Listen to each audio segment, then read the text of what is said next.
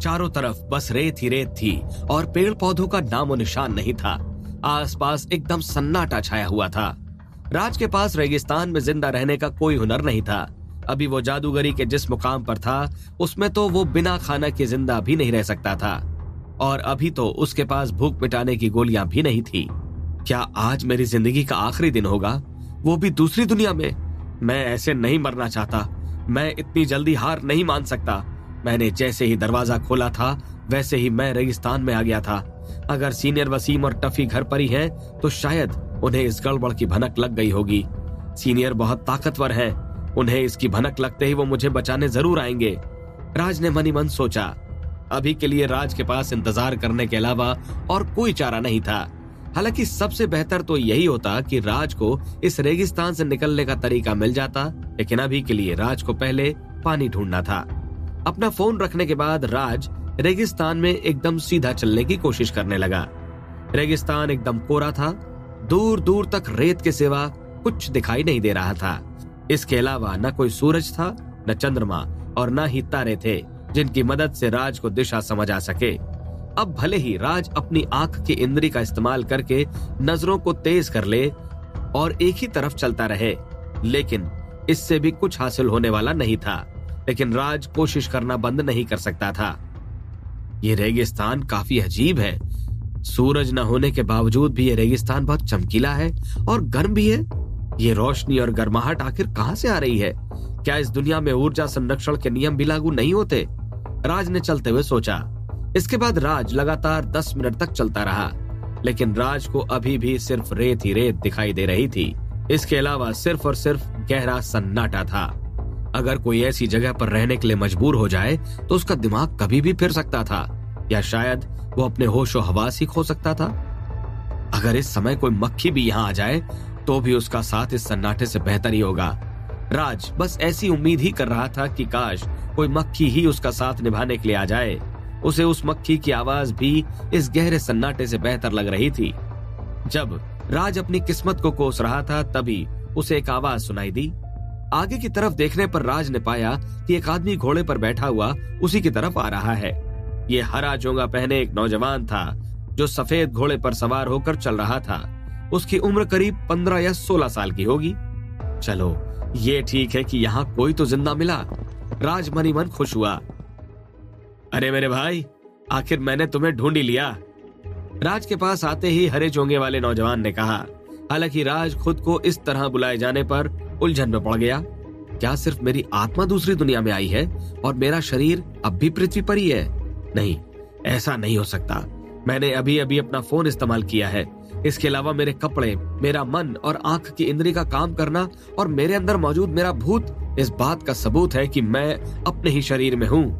राज ने उलझन में पड़कर सोचा। प्यारे भाई, तुम कहाँ चले गए थे? मुझे लगा तुम रास्ता भटक गए। हरे चोगे वाले नौजवान ने कहा। हेलो भाई, मुझे लगता है कि तुमने मुझे कोई और समझ लिया है। राज ने उस लड़के से कहा। हालांकि ये लड़का थोड़ा अजीब था। उसने राज की बात पर ध्यान भी नहीं दिया। प्यारे भाई, चलो दो दो हाथ हो जाए, उसने अपने घोड़े को एक तरफ करते हुए कहा। छोटे भाई, आखिर तुम कौन हो? और मैंने तुमसे कहा कि तुम्हें कोई गलतफहमी हो गई है। मैं तुम्हारा भाई नहीं हूँ, राज ने बाहें चढ़ाकर कहा। लेकिन उस लड़के ने मुस्कुराया और राज की तरफ उछल गया। भले ही वो किसी शेर की तरह झपटा था, लेकिन राज उसे अपनी तरफ बढ़ता हुआ देख सकता था। राज को लग रहा था कि ऐसे में अगर वो उस पर हमला कर देगा तो शायद उसके सिर के टुकड़े हो सकते थे। अरे क्या हम बस बातचीत नहीं कर सकते? राज ने अपनी उंगलियों को मोड़कर पंजे की तरह बनाते हुए कहा। यह शुरुआती फिस्ट नंबर की पोजीशन थी। राज अपने दुश्मन को चीरने के लिए तैयार था। लड़का हंसा। उसने राज के मुक्के को बदलता देख लिया था, इसलिए उसने भी अपना तरीका बदला और अपनी हथेली की जगह अपनी उंगली से हमला करने की ठानी। उंगलियों से हमला करने की वजह से वो लड़का राज के कमजोर पक्ष पर वार करने में कामयाब हुआ, जिससे राज को बहुत दर्द हुआ और अब उसे नया वार करने पर मजबूर होना पड़ा। राज ने इस बार शुरुआती फिस्ट नंबर 1 का इस्तेमाल किया। राज के मुक्के किसी हथियार से कम नहीं थे और उनमें काफी ताकत भरी थी। लड़का अभी भी हंस रहा था। उसने बिजली की रफ्तार से अपनी उंगलियां मोड़ी और राज की कलाई पर दे मारी। राज की दाईं कलाई सुन्न हो गई। मैंने जितनी भी ताकत बनाई थी वो पूरी ऐसी ही बर्बाद हो गई। राज ने कलाई को रगड़ते हुए 2 कदम पीछे हटकर सोचा। हालांकि उस लड़के ने इस मौके का फायदा उठाकर हमला नहीं किया। वो बस राज को देखकर मुस्कुराता रहा। चलो भाई फिर से करें, लड़के ने कहा। शुरुआती फिस्ट नंबर 2। राज ने अपनी टेक्निक फिर से बदल दी। इस बार उसने उल्का पिंडी की तरह मुक्के बरसाना चुना। राज के मुक्के उस लड़के पर किसी बिजली की तरह बरस गए। अब जब राज ताकत से नहीं जीत सकता था तो वो रफ्तार और संख्या से जीतना चाहता था। हालांकि उस लड़के का शरीर हवा की तरह था और राज के हमले से बचकर निकलता गया। मेरे मुक्के इतने तेज थे फिर भी ये उनसे बच गया। इसे तो एक भी खरोंच भी नहीं आई। क्या मेरे मुक्के धीमे थे? राज ने उस लड़के की तरफ देखकर सोचा। इसके बाद राज ने अपने मन की इंद्री में मौजूद रक्त और कुंडलिनी की शक्ति को जागृत किया और शुरुआती फिस्ट टेक्निक का इस्तेमाल करने लगा। इस बार उसके मुक्कों की रफ्तार और बढ़ गई। इसके बावजूद उस लड़के के चेहरे पर अभी भी मुस्कान बरकरार थी। लड़का ऊपर की तरफ उछल गया और राज के हमले की सीमा के बाहर हो गया। इसके बाद उसने अपनी उंगली से हमला जारी रखा। उस लड़के की नजर चील की तरह पैनी थी। वो राज के धारदार हमले के पार देख पा रहा था और उसने सीधा राज के कंधे को निशाना बनाया। राज का कंधा सुन्न हो गया और उसके मुक्के की रफ्तार खत्म हो गई। राज का हमला बर्बाद हो चुका था।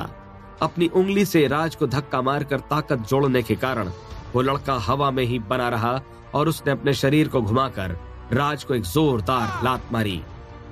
मेरा हमला भी बेकार हो गया और अब मुझे ताकत वापस हासिल करने में भी समय लगेगा, राज ने मन ही मन सोचा। लेकिन इसके पहले ही उसको उस लड़के की लात पड़ चुकी थी और वो हवा में उछल गया था।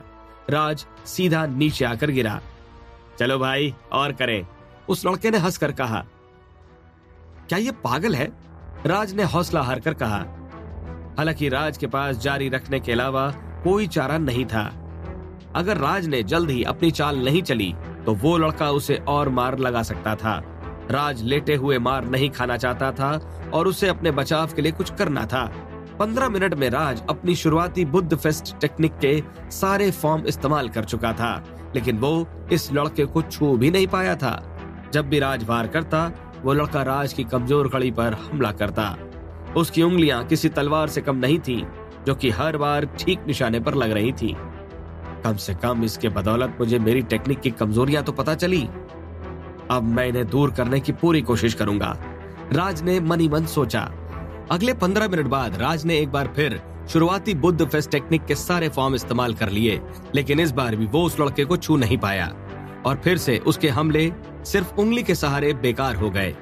राज को याद भी नहीं था कि एक उंगली के कारण उसका शरीर कितने बार सुन्न हुआ था। एक बार और प्यारे भाई, उस लड़के ने हंसकर कहा। शुरुआती फिस्ट नंबर 2। राज ने फिर से चाल चली।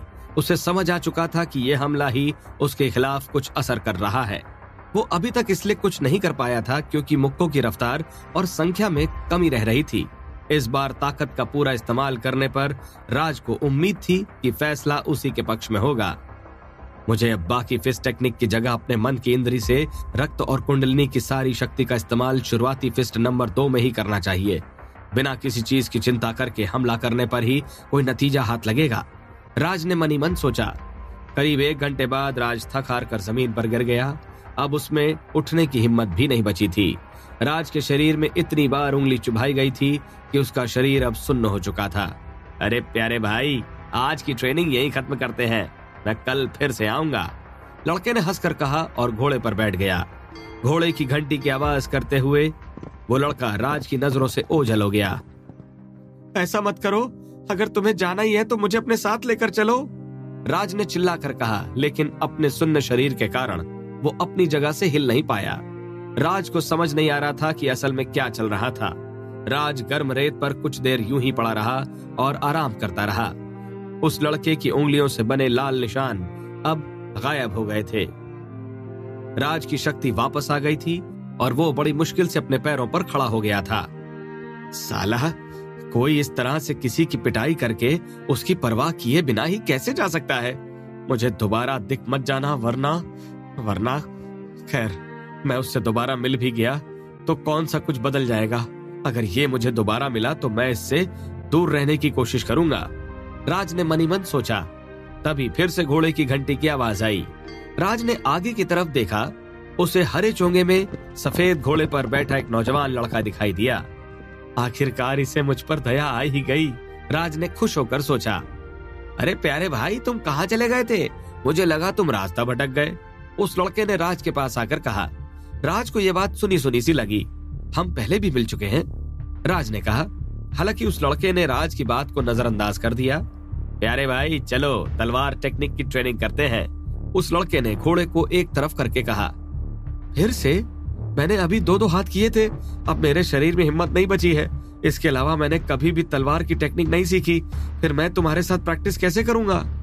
और अभी अभी तो तुम कह कर गए थे कि तुम कल मिलोगे, फिर तुम इतनी जल्दी वापस कैसे आ गए? राज ने गुस्से में मन ही मन कहा। लेकिन लड़के को राज के मन की बात सुनाई नहीं दी। उसने 2 तलवारें निकाली और एक राज की तरफ उछाल दी। तलवार काफी पैनी थी, इसे देखकर ही उसकी क्वालिटी बताई जा सकती थी। अब जब तुम मेरी बात सुनने को ही तैयार नहीं हो, तो मैं भी तुम्हारे साथ परेशान क्यों रहूं? राज ने कुछ कदम पीछे किए और तलवार सीधे उसके पैरों के पास आकर गिर गई। राज ने अपने हाथ बांध लिए। वो लड़ने के मूड में बिल्कुल नहीं था। राज जानता था कि एक हाथ से ताली नहीं बच सकती, इसलिए उसने लड़ने के बारे में सोचना तक बंद कर दिया था। क्या राज इस लड़के की सच्चाई जान पाएगा? आखिर ये लड़का बार बार कैसे आ रहा था? भले ही एक हाथ से ताली न बच सकती हो, लेकिन एक हाथ से मुक्का मारा जा सकता है। प्यारे भाई, तलवार पर ध्यान लगाकर रखना, नौजवान लड़के ने मुस्कुराकर कहा। अभी के लिए राज के हाथ में तलवार का होना कोई मायने नहीं रखता था, क्योंकि वो जब एक जगह खड़ा था तब उस लड़के ने अपनी तलवार को ऊंचा उठाकर चट्टान को काट देने बराबर तेज हमला राज के माथे की तरफ किया।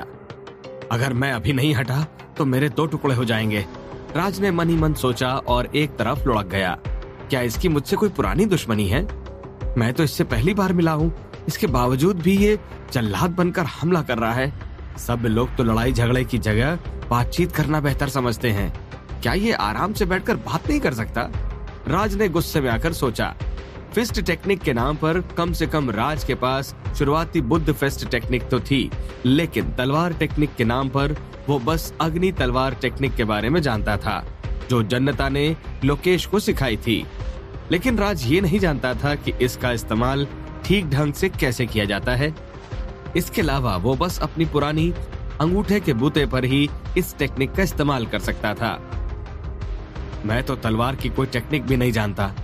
बेतरतीब तलवार घुमाने के अलावा मेरे पास कोई दूसरा चारा ही नहीं है।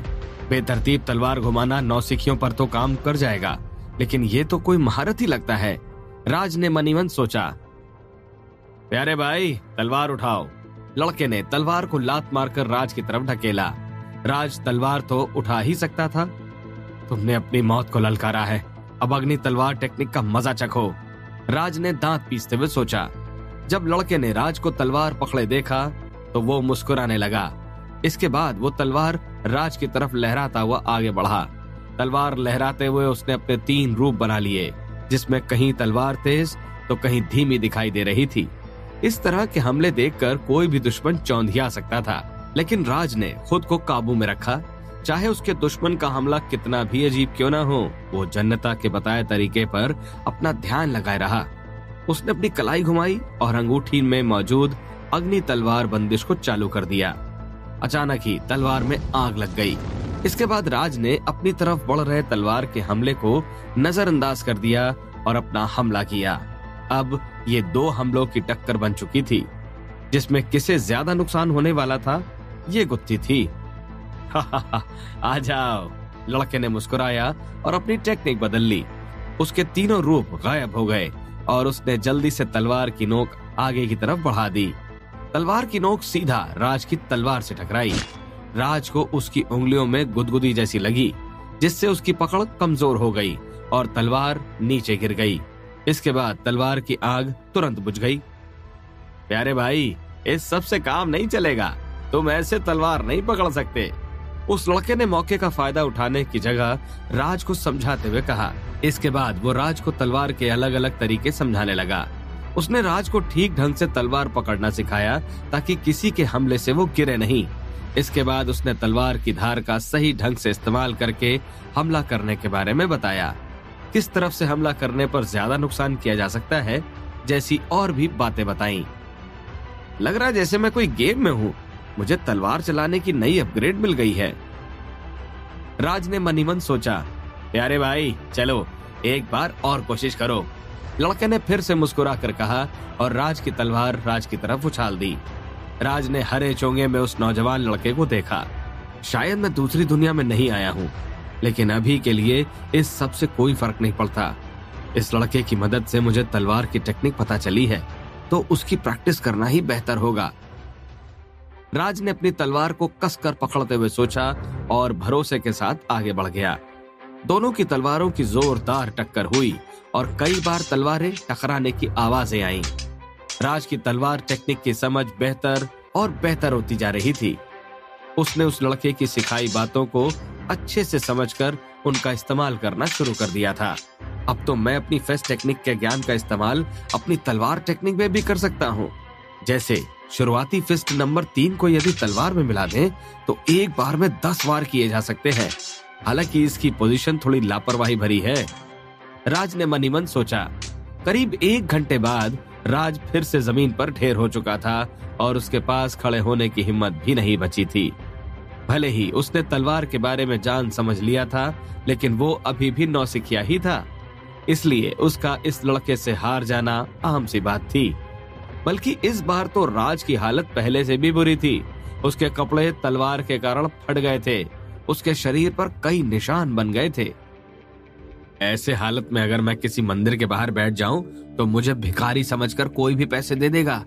राज ने अपनी हालत पर तरस खाकर कहा। ठीक है प्यारे भाई, आज की ट्रेनिंग यही खत्म हुई।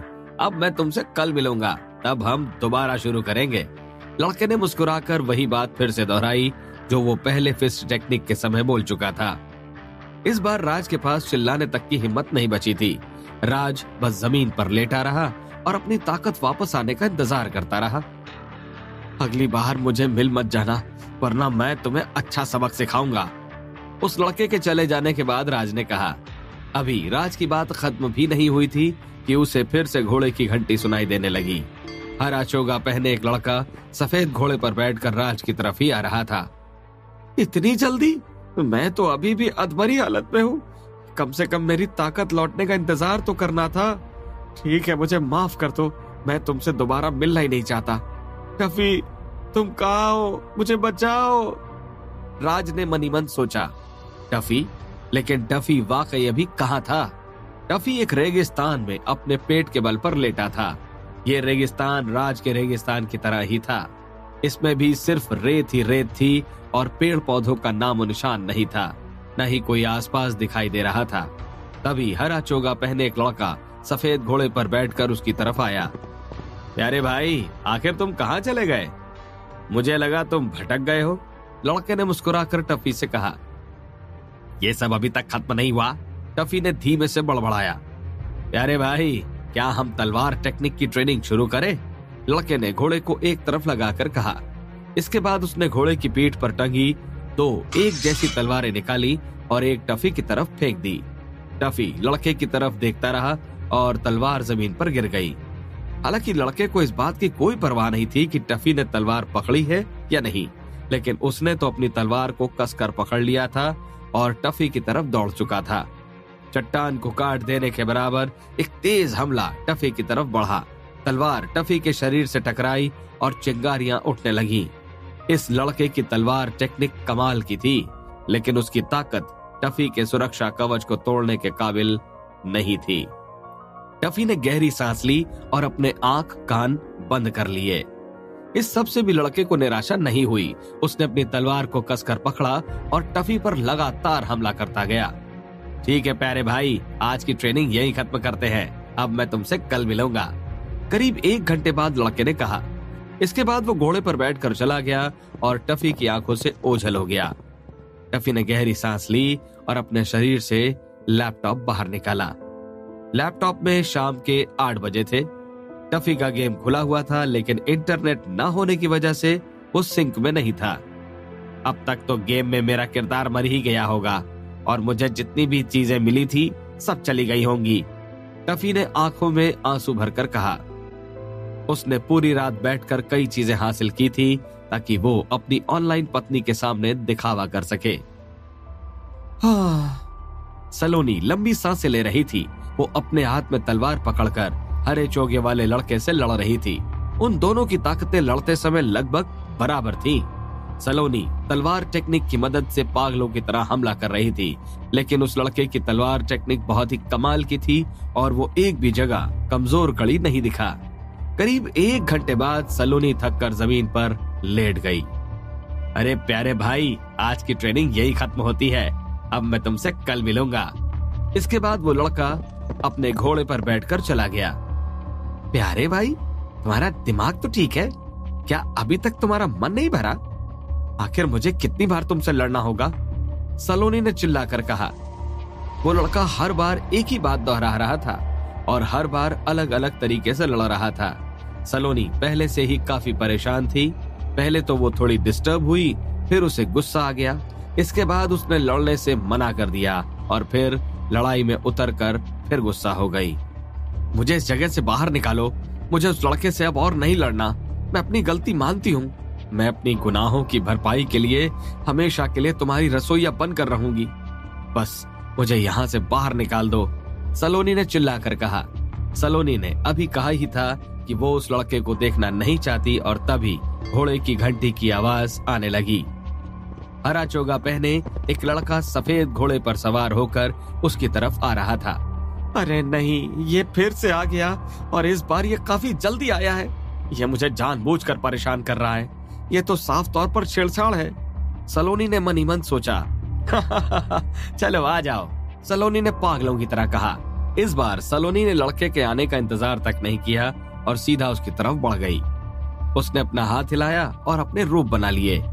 इसके बाद उसने उस लड़के को मारने के लिए पॉकेट मार कबीले का एक खास हमला किया। वसीम अपनी आंखें बंद करके पालथी मार कर बैठा था। वो अपनी रोजाना की प्रैक्टिस आधी कर चुका था। वसीम को हमेशा से ही जादूगरी से प्यार था और वो हर समय जादूगरी की प्रैक्टिस कर सकता था। लेकिन इस समय वो एक रेगिस्तान में था जहां चारों तरफ बस रेत दिखाई दे रही थी। आखिर चारों लोगों को इस रेगिस्तान में किसने भेजा? क्या ये जिगोलो की कोई चाल है?